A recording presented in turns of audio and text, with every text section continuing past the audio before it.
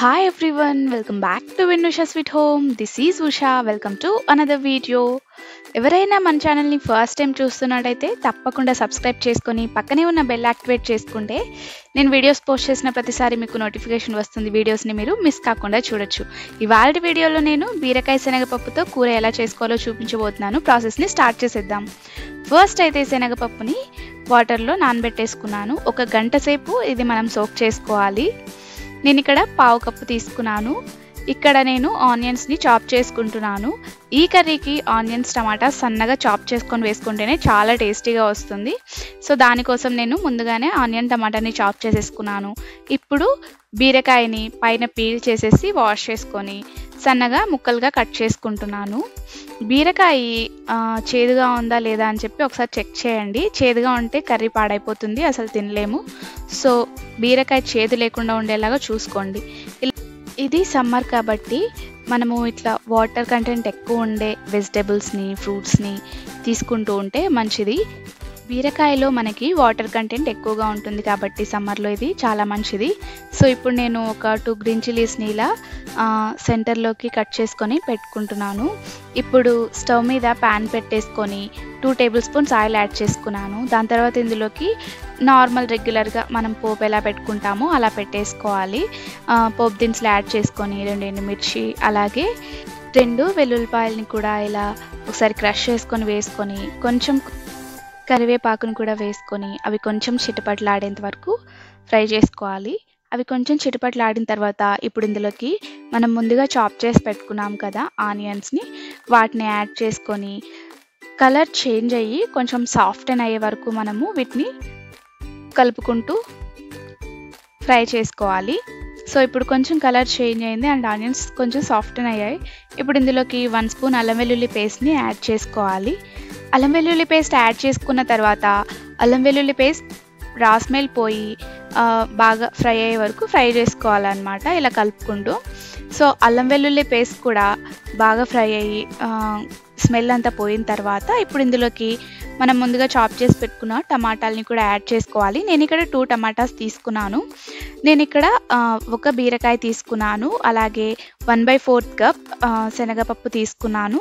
2 tomatoes తీసుకున్నాను medium sized, 1 large onion తీసుకున్నాను. So measurements అయితే ఇలా తీసుకున్నాను. నేను కర్రీని ఇద్దరికి ప్రిపేర్ చేస్తున్నాను కాబట్టి ఇలా తీసుకున్నాను. మీరు మీ ఇంట్లో ఎంతమంది ఉంటారనే దాన్ని బట్టి చూసుకొని చేసుకోండి. ఇక్కడ నేను చిటికెడంత పసుపును కూడా యాడ్ చేసుకొని ఒకసారి బాగా కలిపేసుకుంటున్నాను. యాక్చువల్లీ గ్రీన్ చిల్లీ వేసాను, అది క్లిప్ మిస్ అయినట్టుంది.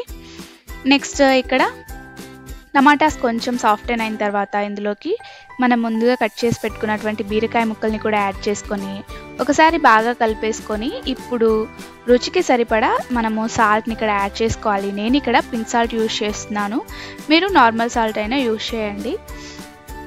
సో ఇప్పుడు సాల్ట్ వేసుకొని ఒకసారి బాగా మిక్స్ చేసుకొని మూత పెట్టి మనము ఒక లో ఫ్లేమ్లో ఒక 5 to 10 మినిట్స్ ఉడికించుకోవాలి. బీరకాయ అనేది అందులో వాటర్ అంతా కూడా వచ్చేసి కొంచెం మగ్గుతుందన్నమాట. సో చూసారు కదా, బీరకాయలో వాటర్ అన్నీ సపరేట్ అయిపోయి బీరకాయ అనేది కొంచెం దగ్గర పడింది, లైక్ మగ్గింది. ఇప్పుడు ఒకసారి బాగా కలిపేసుకొని మనము ఇందాక సోక్ చేసి పెట్టుకున్నాం కదా శనగపప్పుని, వాటిని ఇక్కడ యాడ్ చేసుకోవాలి. నేను ఇక్కడ 1 అవర్ సోక్ చేశాను. మీరు ఇక్కడ నేను ఇలా నార్మల్గా కుక్ చేస్తున్నాను కాబట్టి 1 అవర్ సోక్ చేశాను. మీరు కావాలంటే ½ అవర్ సోక్ చేసుకొని కుక్కర్లో కూడా వండుకోవచ్చు. ఇప్పుడు టేస్ట్కి సరిపడా కారం, అలాగే 1.5 స్పూన్ ధనియా పౌడర్, అలాగే ½ స్పూన్ జీరా పౌడర్, చిటికెడు మెంతిపిండి ఇక్కడ నేను యాడ్ చేశాను. ఇంతకంటే ఎక్కువ మసాలాస్ కానీ ఇంకా నేనేమీ యాడ్ చేయలేదు, జస్ట్ ఇవి మాత్రం యాడ్ చేశాను. ఇప్పుడు ఒకసారి బాగా కలిపేసుకొని ఒక 100 ml వాటర్ని ఇక్కడ యాడ్ చేసేసుకుంటున్నాను. మీరు కర్రీ కొంచెం ఎక్కువ కావాలి అనుకుంటే వాటర్ కొంచెం ఎక్కువ వేసుకోండి. కొంచెం దగ్గర పడి పులుసు తక్కువ ఉండి కర్రీ బాగా గుజ్జుగా ఉండాలంటే వాటర్ కొంచెం తక్కువ వేసుకోండి.